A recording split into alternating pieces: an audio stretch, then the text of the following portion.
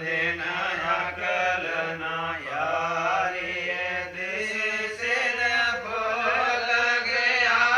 तकदीरों आज पछतावा इज्जत मिलदी खालक दी तकदीरों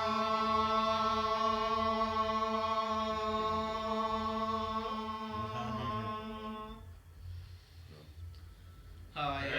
अफसोस जे उस दिहाड़े लगदर खुदा बल दरदा कदे ना इस मुसीबत वाला दोगा तमाशाए मनदा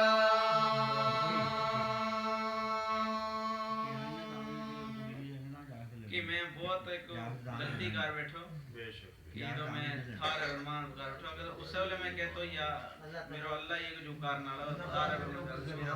घर मेरे पेश है दारो कुमान कियो तो मेरे बाप ने ये अपने रे आप कहाई में हसियात बातें याद कराइया जो कर मुश्किल मंजिल यादर मदद कीती है पाइया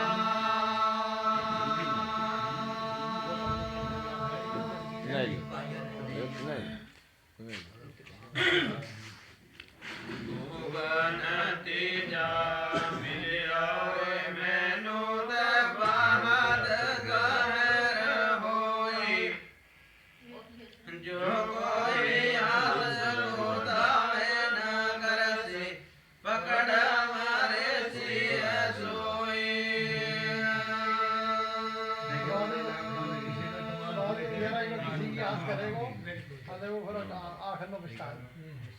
वेख यहूदा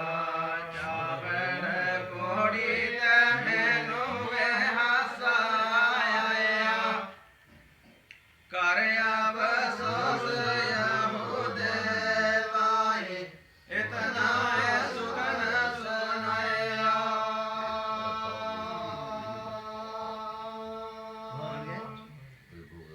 है नहीं से खबर प्यारे भाई ने मेरे दुश्मन देलन ना से खबर प्यारे भाई गदलों लहू है पीसा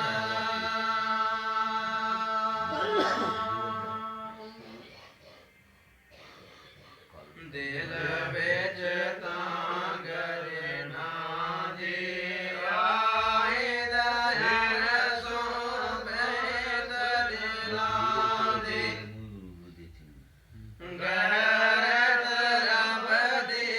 कौम जुदाई पै गई से आए गुहां दे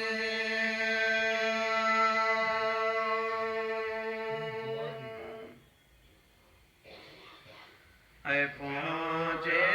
दर्द यहूदे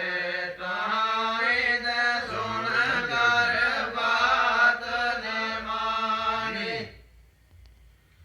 असर मोहब्बत गलबा कीता कुदरत नाल रे बानी